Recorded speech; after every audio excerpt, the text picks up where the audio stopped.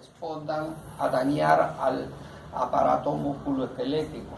Pero aquí en el país sí se conoce traumatología y ortopedia, entonces vamos a ir definiendo la luz. ¿Se ve bien? Bueno, ortopedia y traumatología en general estudia todas las lesiones, las injurias, los daños, las enfermedades que afectan al aparato locomotor. Y el aparato locomotor no solamente son miembros superiores e inferiores, sino también se incluye columna vertebral y la pelvis. O sea, lesiones de la columna, lesiones de la pelvis y extremidades, todo está dentro del campo de la traumatología. Pasamos. Traumatología como concepto básico es aquella lesión del segmento o del aparato musculoesquelético que sea causado por un trauma. Ya tenemos sin idea qué es un trauma, ¿no? Caídas, atropellos, golpes, cualquier tipo de lesión traumática que genera una lesión en el aparato musculoesquelético, ahí lo va a estudiar la traumatología. Pasamos.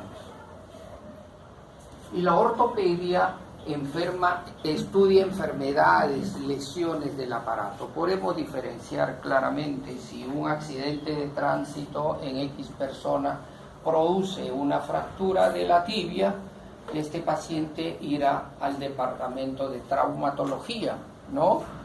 En el caso de que llegue un paciente con una enfermedad metabólica, ¿no? También hay que diferenciar qué enfermedad metabólica afecta a la articulación, o lo ve la parte ortopedia de la traumatología o lo ve reumatología. Hay enfermedades congénitas, deformaciones congénitas, entonces no hay una causa traumática para producir una enfermedad congénita. Este paciente va a ser visto por médicos que están familiarizados en la parte ortopédica. Ejemplo de uno de ellos, el Hogar Clínica San Juan de Dios. Aunque ahora los últimos años ya ha variado, ha ampliado el espectro, que también ven fracturas en poca cantidad, pero más ven patologías ortopédicas. Entonces pasamos. Diagnóstico clínico es como cualquier diagnóstico. Cualquier diagnóstico en la medicina requiere un análisis, requiere una investigación, ¿no? Muchas veces la actitud, la forma como ingresa el paciente, la posición del paciente ya nos da la impresión de una lesión, y eso lo van a ir conociendo de acuerdo a cómo van avanzando en el curso. Pero a cambio de esto, pues, en este caso el médico es muy simple, ¿no? Y sabemos que trauma hay que hacer preguntas como para llegar a mayor precisión al diagnóstico. Pasamos. La historia clínica es como cualquier historia clínica de cualquier especialidad, tiene una estructura común. Es un documento de registro de carácter médico. Hola. Sí, 20 minutos llevo ya, no, tranquila. Ya. Sí. No, está bien, tranquilo nomás, ya, pero media hora entonces. Ya, está bien, ya, hasta luego.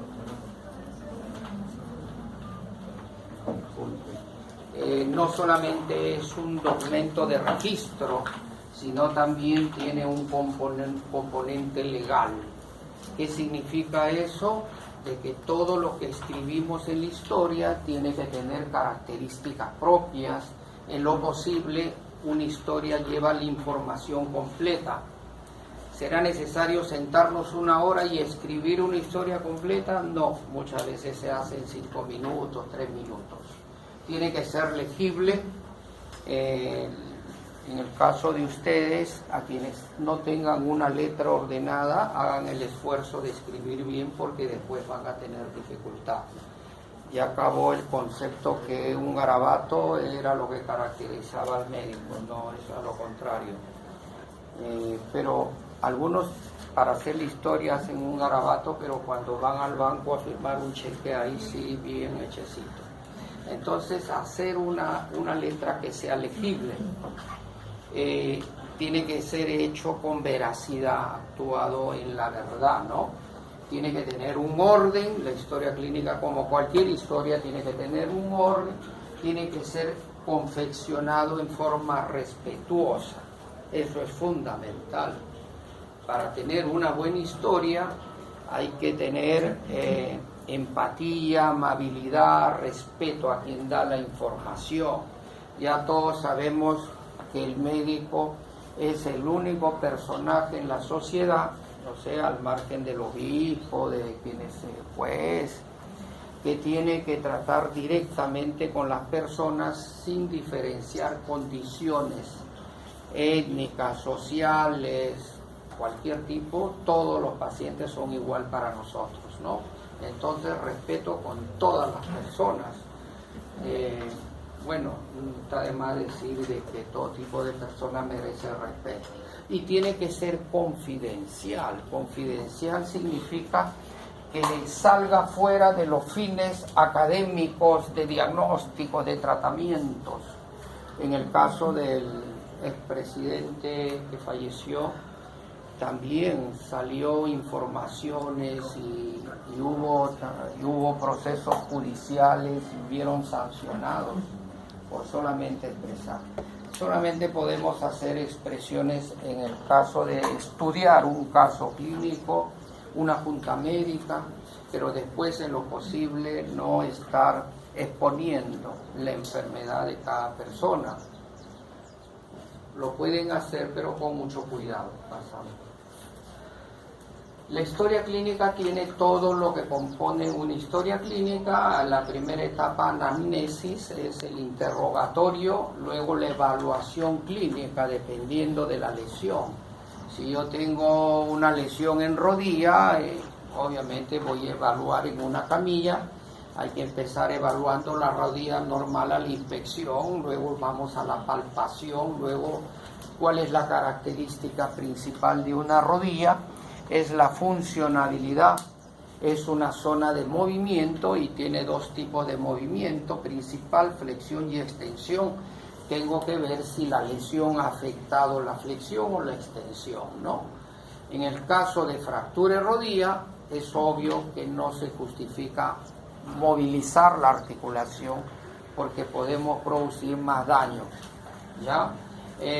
Una vez hecho ya la anamnesis, examen físico, de todas maneras tenemos que tener un diagnóstico, al menos un diagnóstico presuntivo. No, paciente de 50 años que tiene dolor al hombro sin causa aparente, sin traumatismo aparente, en el hombro derecho que dificulta el movimiento, va con movimientos limitados, aumento de volumen discreto. El señor se dedica a vender en una tienda y sube constantemente paquetes hacia arriba. Yo lo primero que tengo que localizar cuál es la zona afectada, en este caso el hombro. Tengo que evaluar a la inspección si hay aumento de volumen o no hay aumento de volumen en relación al otro hombro. Si hay aumento de volumen, dolor, limitación funcional, yo ya tengo que pensar que hay una lesión inflamatoria que se ha ido produciendo. Para certificar el diagnóstico y una radiografía para ver cómo están los huesos. Si el hueso no está comprometido, puedo pedir una ecografía para ver qué grado de inflamación o a su vez ha afectado ligamentos, y si es que veo ligamentos que están afectados, puedo pedir una resonancia magnética, pero a la par ya puedo iniciar un tratamiento. Miren cómo ha sido de importante el diagnóstico clínico.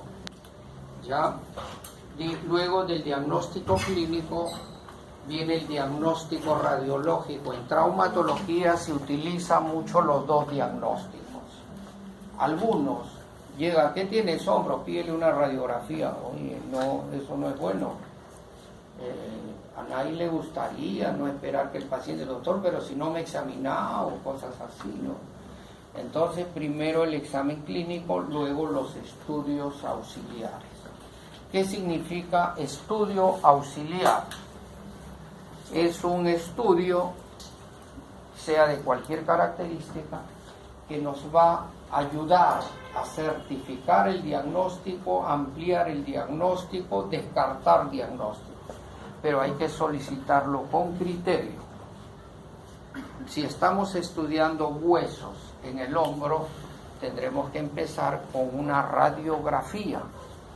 Ojo, ya a estas alturas del nivel de estudio de ustedes, ya no se puede permitir, pues, ¿qué le pido? Le pido una placa. ¿Placa de qué? ¿Qué placa? ¿No? Tratar de expresarnos bien. Medicina es un idioma adicional, mucho más traumatología. Devorarnos, pero tratar de utilizar los términos correctos. Un estudio radiográfico, ¿no? Y la radiografía nos va a determinar, en el caso que estamos estudiando una fractura, características del trazo de fractura, qué zonas están involucradas, qué tipo de inestabilidad tiene la fractura, si esta fractura es cerrada o es abierta. Una vez que tengamos el diagnóstico clínico, ya sea presuntivo, y el diagnóstico radiológico, ya tenemos un diagnóstico definitivo. Una vez teniendo el diagnóstico definitivo, nosotros recién planificamos el tratamiento. ¿Qué tratamiento es ideal para solucionar este problema inmediatamente? A eso habla el tratamiento. De lo que hagamos en el 1, 2, 3, 4, 5 va a terminar en el pronóstico, que a la larga es lo que más le interesa al paciente. Oye, me hacen estudios, me citan, lo que yo quiero saber es qué es lo que tengo y cómo me curo. Y obviamente quiero quedar bien, es lo que le interesa no solo a los pacientes, sino a nosotros también si nos pasara algo en nuestra salud. ¿Se dan cuenta cómo es el compromiso del médico en la sociedad? ¿Se dan cuenta cómo tiene que estar preparado para hacer bien las cosas? ¿Se dan cuenta cómo nos preparamos para no fallar? ¿Cómo vamos a estar pensando que si jalo acá y que jalo acá, qué opción me das? Borren todo eso y piensa. Estamos en cero y el examen me dijeron no es para jalar, y que la teoría la ampliamos un poco y nos ponemos a estudiar y vamos a ver el 20, y si no el 18, si no el 16. ¿Qué es el estudiante de medicina? Para mí debe ser el nivel, ya que estamos entre nosotros para que no se molesten las otras carreras, debe ser el nivel, uno de los niveles más altos de las personas en la sociedad, porque están sometidos a esfuerzos, están sometidos a lecturas. Pero ¿cómo llevamos nosotros ese nivel si no estudiamos, no nos preocupamos y hacemos lo que queremos? Llevamos un curso y bueno, pregunta tal, esta puede ser, esta no, esta sí, entre este y esta ya. Y hay gente que haciendo eso se sacan 18, 20, porque son expertos. Pero su vida no va a estar enmarcada en eso. ¿Me entienden? Entonces, créansela ustedes mismos, que somos lo mejor de la sociedad.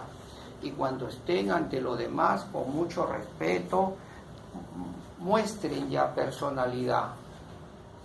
Él se puede reír como quieran, pero yo no. Yo soy el modelo, ¿me entiende? Así tiene que ser un estudiante de medicina.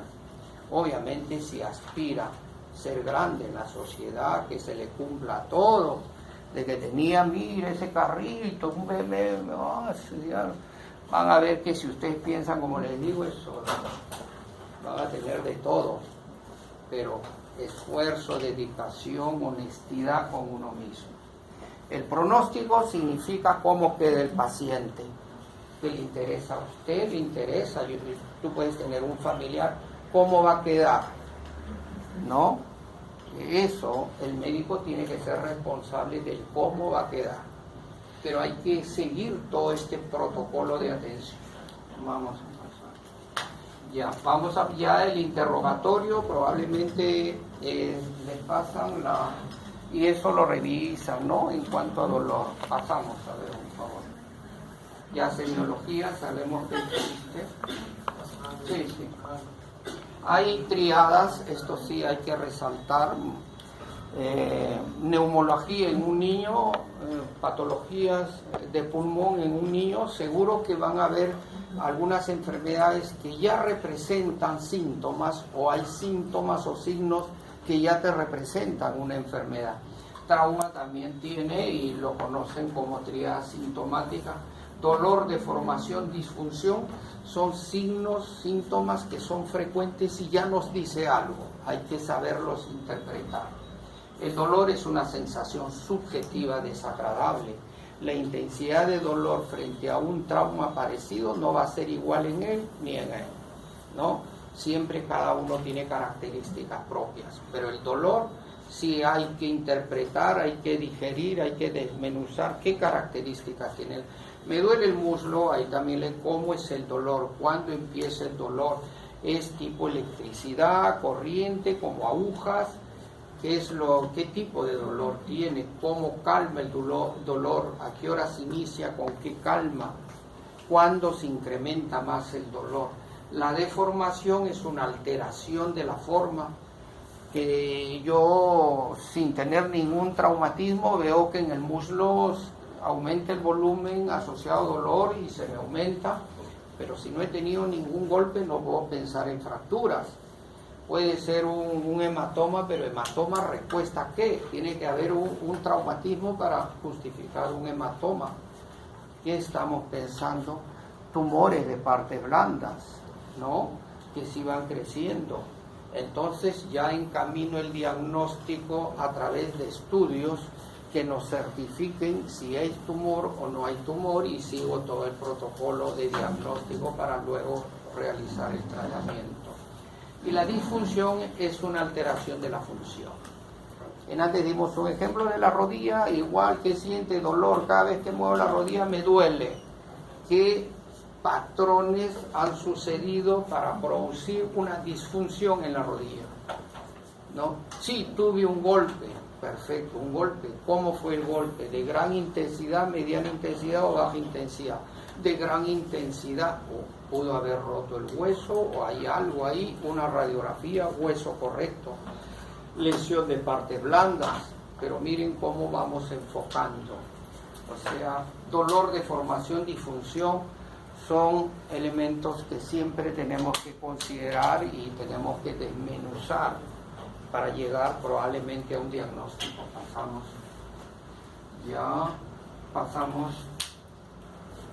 Pasamos ahí en la información. Esto no viene en examen, así que van a leerlo con tranquilidad. A usted le gusta leer lo que más viene en el examen, pasa. Pero es bueno que lo lean, ¿no? Paciente que viene en esa actitud. ¿Alguien le preguntaría, ¿te duele? ¿Alguien de ustedes preguntaría, ¿le duele? Hola. Sí. Sí.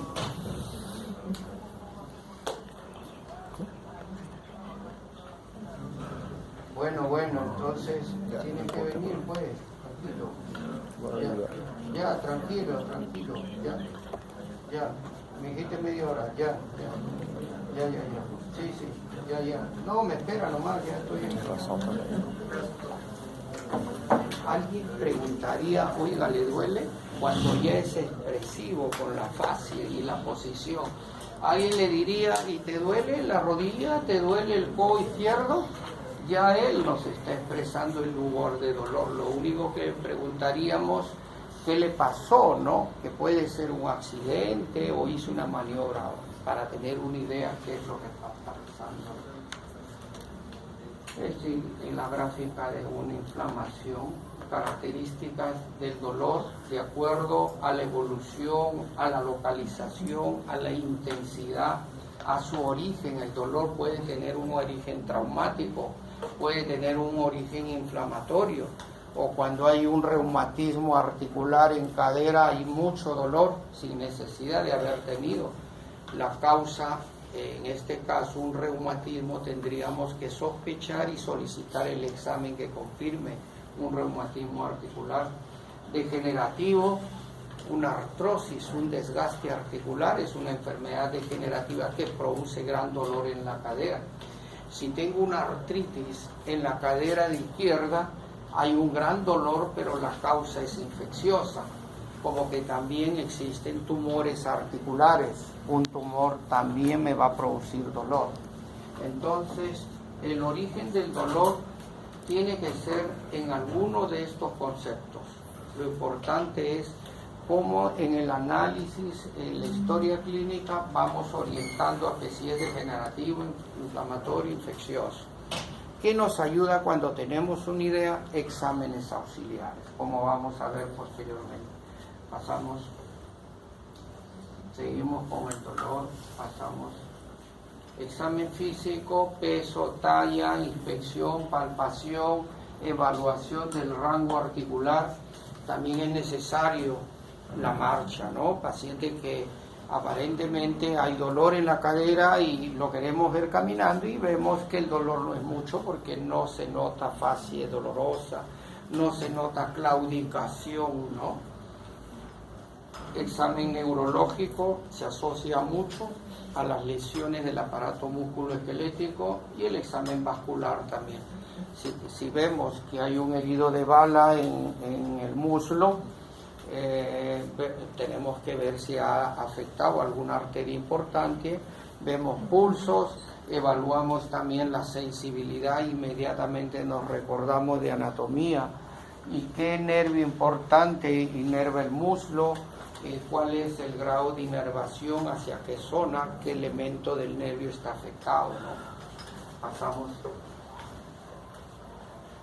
Esto es repetición, pasamos también. Acá la inspección, paciente que está en esta postura, ¿no? Ya hay algo anormal, el examen de la inspección siempre es comparativo. Miren la zona del brazo y miren el otro brazo. Hay una deformación y hay una gran angulación. Normalmente el húmero no tiene por qué estar deformado ni angulado, salvo que tenga una fractura o que tenga una enfermedad de la fractura. Si tuviese una fractura, el paciente no estaría tan tranquilo, ¿no? Esto no es algo que ya lo lleva tiempo. Los que conocemos traumatología y ustedes también, después de por lo menos 2 semanas, ya van a saber qué significa esto. Esta es una pseudoartrosis de número izquierdo, lo que significa una fractura. Tuvo una fractura que fue maltratada y esta es una consecuencia. Pero ya lo vemos a la inspección. También hay lesiones que afectan la piel, que significa también cuál es el mecanismo, cuánto daño de la piel está afectado. Este es un signo muy característico que significa fractura proximal de húmero. Una lesión que ha tenido un accidente y tiene dolor en la zona del brazo y húmero proximal y que está con estas huellas, ya nosotros nos está explicando que hay una fractura en la zona proximal del húmero. Lo que nos faltaría es, yo con eso iría, impresiona como una fractura de húmero proximal y voy a la radiografía. Pasamos laceraciones que se producen también los accidentes. Esto es otra, ¿no? Vemos claramente que en el hombro derecho ha perdido la forma normal. La forma normal es convexa, mientras que en la zona afectada hay una aducción proximal y abducción distal y prima una concavidad grande en la zona del hombro, a diferencia del otro. Esto es un signo típico de una luxación anterior de hombro. Paciente que viene, ¿qué pasó? Me caí, me apoyé, luxación de hombro. Ya, pasamos. Aquí aumento de volumen, a diferencia del otro que a la inspección.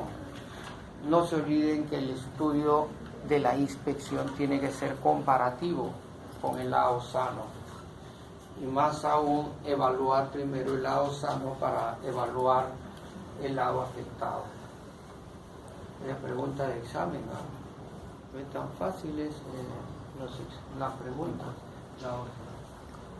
Aquí también, brazo, miren la configuración normal y miren acá, un bulto. Este es un signo de Popeye, se conoce como el signo de Popeye, es la ruptura del tendón largo del bíceps. Al ver esto ya se le ha roto el bíceps, hay que operar eso. Pasamos otro, pasamos eso, pasamos eso.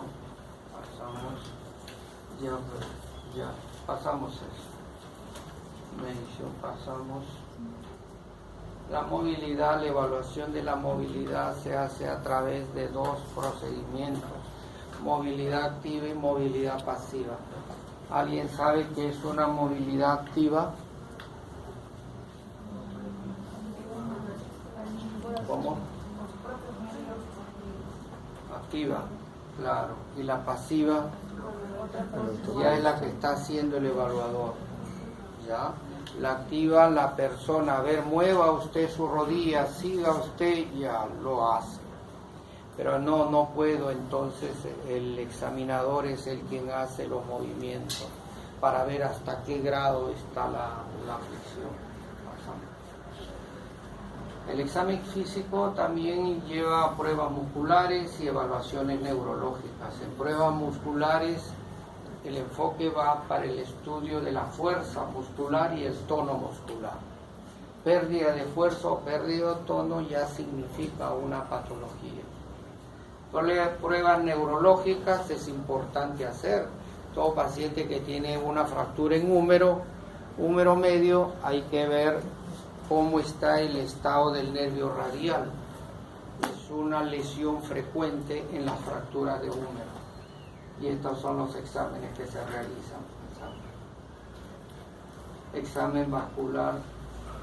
Miren, la fractura de húmero produjo una lesión en el medio radial y la postura de la mano es típica para la lesión radial. La mano péndula.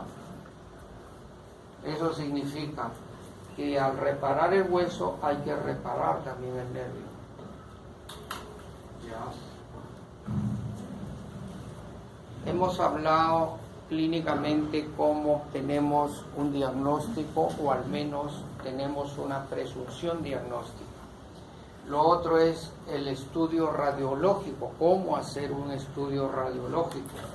Entonces, para eso tenemos los exámenes radiológicos. El más simple es la radiografía. Ya su nombre dice que pueden ser radiografías simples. ¿Qué significa? Que para cada segmento ya tiene sus incidencias. Por decir, generalmente se estudia frontal y lateral, salvo algunas tomas que solamente son antero-posterior. Pero si para uno es insuficiente, yo puedo ir a las radiografías posicionales. Si el antero-posterior no me muestra nada, yo puedo pedir un axilar, puedo pedir una enrotación, dependiendo que quiero estudiar. Si estoy sospechando en una fractura del troquíter, entonces tengo que pedir un antero-posterior y una rotación interna para poder visualizar mejor esa estructura ósea. Y aparte de eso, hay radiografías que son funcionales, ¿no? Radiografías en bostezo ya me significa rupturas ligamentarias, ya sea medial o lateral. O radiografías en estrés en tobillo significa ruptura del ligamento tibio peroné, que es una patología también seria. ¿ya? Y luego el estudio radiográfico, quiero ampliarlo, quiero tener mayor precisión, voy a la tomografía axial computarizada, que pueden ser de dos tipos. Por sustracción significa, si yo quiero ver sacro y tengo adelante la pelvis, yo puedo eliminar la pelvis y irme directamente a sacro. Las tomografías te permiten hacer eso. Y de reconstrucción, si yo tengo una fractura de 20 fragmentos, la de reconstrucción me permite ubicar todos los fragmentos de su mismo lado y nos sirve para ver características de los fragmentos y poder definir si puedo usar un clavo, una placa, qué tipo de placa, qué tipo de técnica que puedo utilizar. Pero lo importante, que existen de subtracción y de reconstrucción. Para los estudios de partes blandas, ahora, hace 5 años, ha habido un gran avance en las ecografías. Logran por lo menos 40, 50, 60% de utilidad. Pero el estudio perfecto para la resonancia, para parte blanda, es la resonancia magnética.